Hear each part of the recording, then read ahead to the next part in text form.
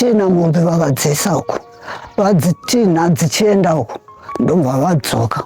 Pavakadzoka vachingosvika paya dhapo vakaona munhu achi pane munhu akuda kutopinda kwakuningiri mumba umu ndakarara. Vakati kuda kuita sei mudzimai wangu? Ipapo ndo yakavamhusva ndobva vatongotorwa mutsvimbo iwo ndobva vangonzika. Ndaimutsvanga ndamupiwa naMwari akaita saizvozvo ndikagara naye tikakurirana pamwe chete. Saka manga muchida kuti andirova paya rara aita zvakaita kusvikira asvika panguva yaakakwanisa kuita nomumwe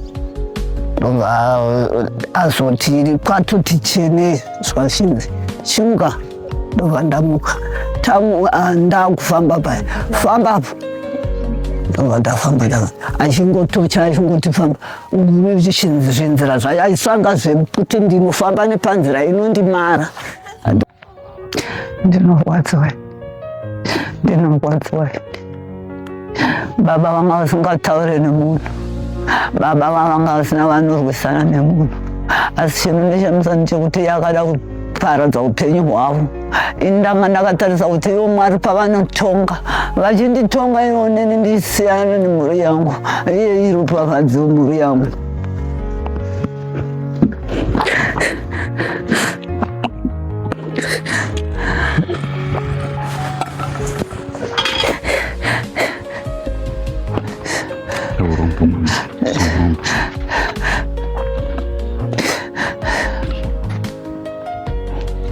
Nyange Mwari akandipa vashoma, asi vashoma ivo kana mhuri yangu ichibereka vana vainobereka ndinenge nchiti takawanda takadaro.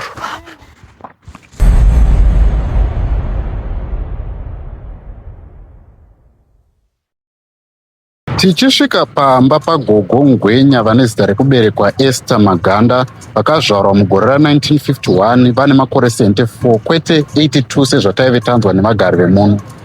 Amai ava vairatidza kurwadziwa panyama yavo uyezve vachitambudzika nekugara nekuda kwekushungurudzwa nekubatwa kwavakaitwa pavaibatwa chibharo nemurume uyu ane zita ratapiwa rekuti Isaac Chinunga, uyozve akauraya nekuponda murume wavo Gogo Ngwenya ainzi Fani Kariba Sakoma. Akanga azvarwawo mugore ra1941 ane makore 84 ekuberekwa. Asika tisati tapinda muhurukuro naGogo Ngwenya tichichema navo nekurasikirwa kwavo, tinoti imi semhuri yeZimbabwe share this video rino paWhatsApp nepamaplatform ese amuri kuti mhuri iyi iwane rubatsiro, vakuru vanzwe chichemo chavo nekuvabatsira. Ngatipindei muhurukuro yataita navo patasvika pamusha apa vari kuchema nekuda kwokurasikirwa nababa pamwe chete nekushungurudzwa kwakaitwa Gogo Ngwenya. Tiripo. Zita ndiani rekuberekwa? Esther Maganda. Maganda. Esther Maganda. All right. Maane makore mangani pakuzvarwa? Ndiriwa 51. 51. All right. Tine urombo tine matambudziko nezvo makasangana nazvo.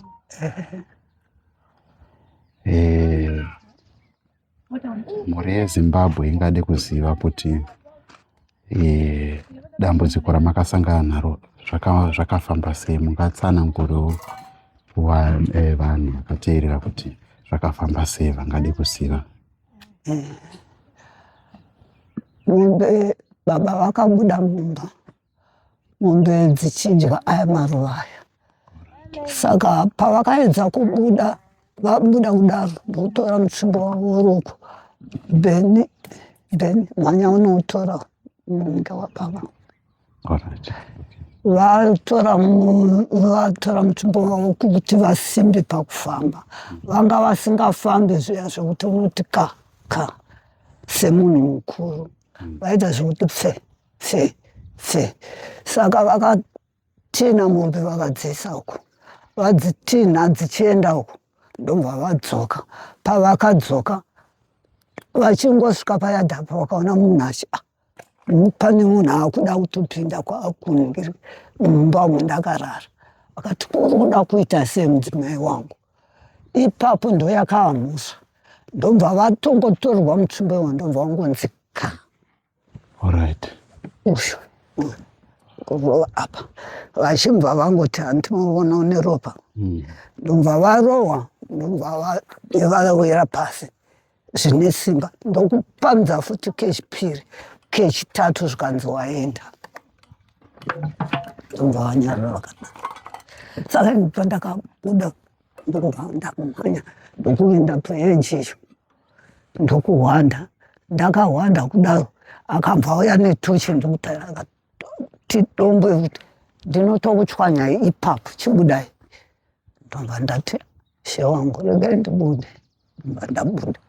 Pandakabuda kufamba kuenda ndichiti ndichipfuura apo iye achibva ade ahakwane newaya iri pakona apo ndokunetsana nayo waya payakangoti yamupa chanzi kuti asimudze gumbo akadai ndobva abvisa ndokusara chipitsi chewaya yakadai so ndobva atora maoko angu aya ndobva asunga uko. Asunga kudaro zvikasinzi hendi ndikati toenda kupi zvikanzi hendi atondirova pa ndapfunzika ndamuka ndafamba chienda nerodhi tiri kufamba tadzika zasi pane chimaini kapo pachimaini apo ndobva ati ngatiende takadai akuenda neni kwamaisandamu uko tafamba tichienda saka makacherwa murodhi nevaikurokosa ndobva ati fambai ndobva ndagumburwa ndobva ndapfunzika ndobva ndirova ndobva ndamuka ndobva tafamba futi tafamba takumberi uku takuda kusvika paimba pamaisandamu payadhi pavo ndobva ati pindai nepa pane makwenzi ane zvinhu zvinobaya ndobva ndapinda nepakati pacho ipapo achiti fambai achirova fambai kusvika tasvika pashedi pane shedi yakavakwa hameno zvavaivaka vachiita ndokuisa matumba anhu 5 ari pamaini payapa akachwanywa hameno kuti vachipfekera neni ngeseme ndikakuda ndokudi saka mandakanzi chipinda pasa pakawaridzwa futi nematombo acho akawaridzwa akatswanywa zvikanzi rarapa ndakati ndokanzi kurumidza ndobva ndarara ndobva aita zvakaita kusvika panguva yaakakwanisa kuita ndobva ndamuka zvikanzi sei muchinhingirika muchigara nechembere machembera mese mungadai waregera kugara manhingirika marega kuchigara nababa vakurisa muchitsvanga majaya madiki vana vechidiki ndikati ndaimutsvanga ini ndamupiwa naMwari akaita saizvozvi ndikagara naye tikakurirana pamwe chete saka manga muchida kuti andirova paya rara aita zvakaita kusvikira asvika panguva yaakakwanisa kuita nokudi ndobva azoti kwatoti chene zvikashinzi chimuka ndobva ndamuka ndakufamba paya fambapo ndobva ndafamba achingotocha achingoti famba zvinzira zvacho aisvanga zvekuti ndinofamba nepanzira inondimara handimazvona pane chigutsa zvinenge zviri muti pane muti wakanga wakakura ndokuti royal kusaite uko ndokupamidza futi pane pamwe pakanga paine muti une bundo rakamera kudai wakareba kudai ndokundisaidzira futi ipapo achitsvanga pakade panokuvadza tasvika pamatombo orova ndopfunzikazve kwese kusvika zvese zvaingorwadza zvese muchiona kuti ufamba wangu ndoita sekunge ndinokwevewa so kurwadziwa izvi nokuti matombo uchibayiwa uchimuka uchifamba kusvika ndasvika kuno. Tasvika pakona apo pewaya ndopakati handi tasvika panzira yamunoenda kumba kwenu, chiendai iyasara zvinaka, musacheuke kuno, muda kundiziva. Ndobva ndati ndikuzive tenzi, ndobva ndakufamba zvangu.